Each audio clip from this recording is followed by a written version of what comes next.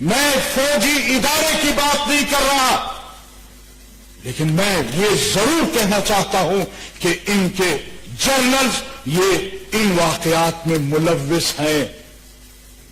آخر ہم کدھر جائیں؟ کب تک آنکھیں بند کریں؟ کب تک خاموش رہے؟ کب تک یہ کہے کہ یہ واقعے ملک دشمنی پر مبنی ہے؟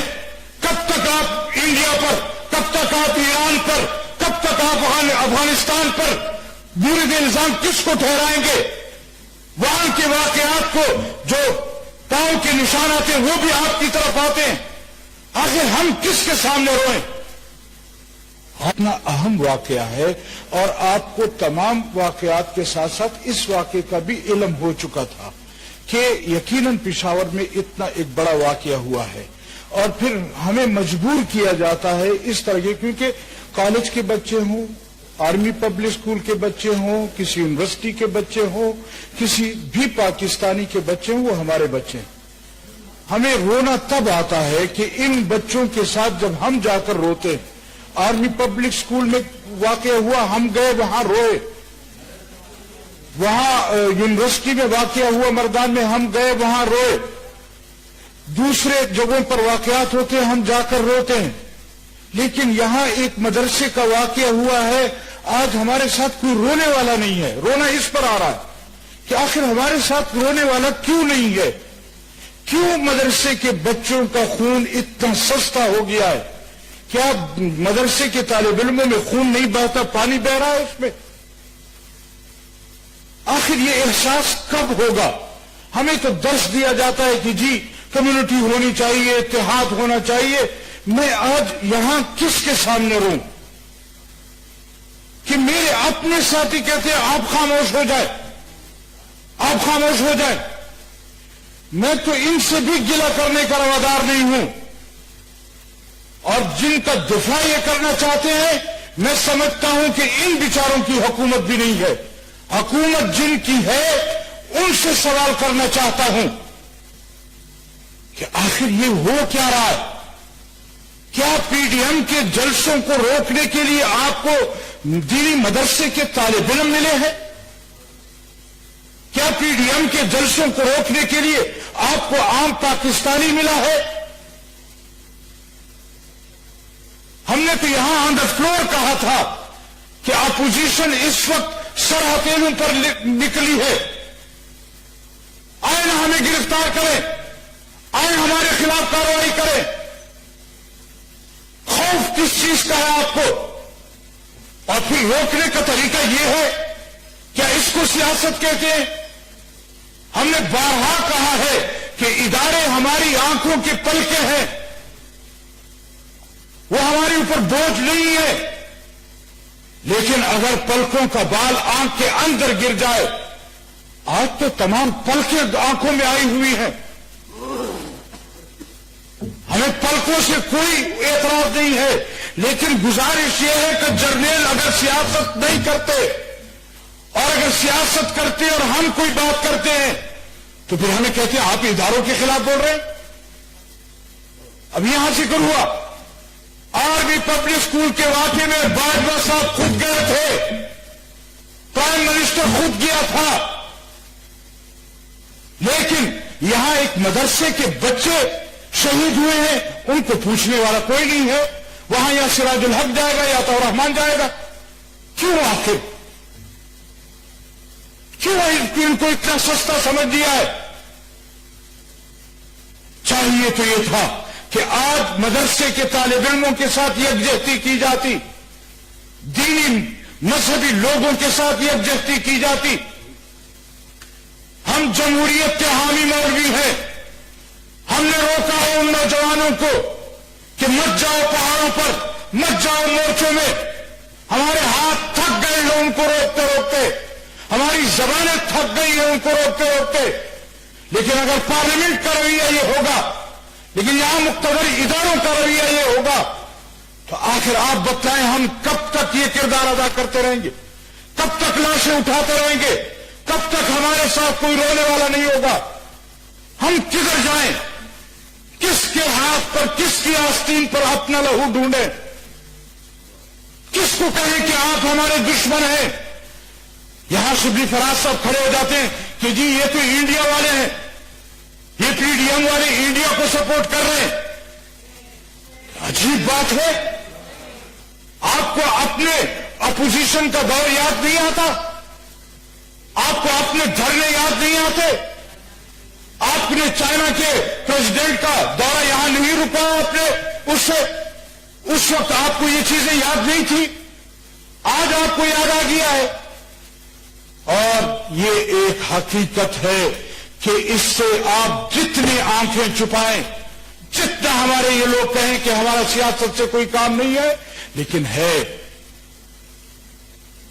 اور اگر ہے تو پھر اعتراض برداشت کرنا ہوگا، پھر ماننا ہوگا کہ جو کچھ ہو رہا ہے، میں فوجی ادارے کی بات نہیں کر رہا، لیکن میں یہ ضرور کہنا چاہتا ہوں کہ ان کے جرنلز یہ ان واقعات میں ملوث ہیں۔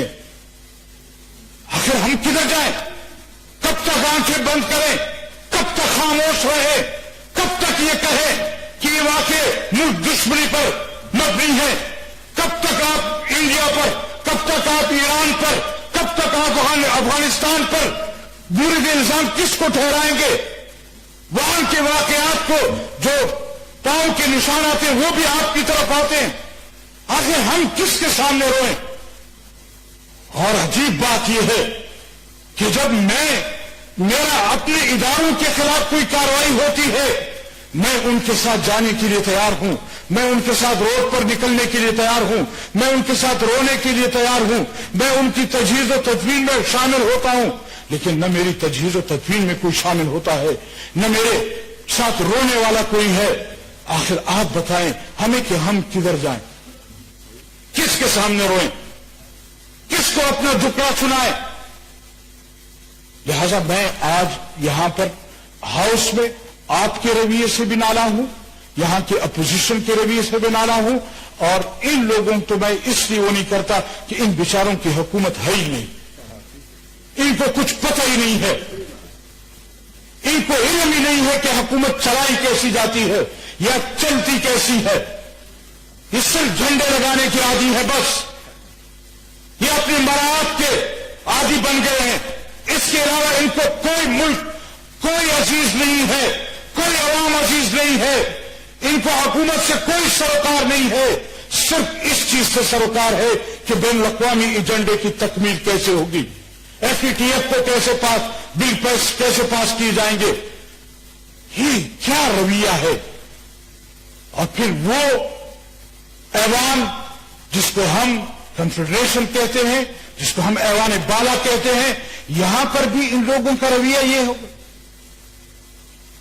میں دس بس کا گزارش کروں گا کہ اس ایوان کو ایوان سمجھے، اس کو قوم کی آواز کی جگہ سمجھے، یہاں ہم لوگوں کو بھی بولنے کی اجازت دیں۔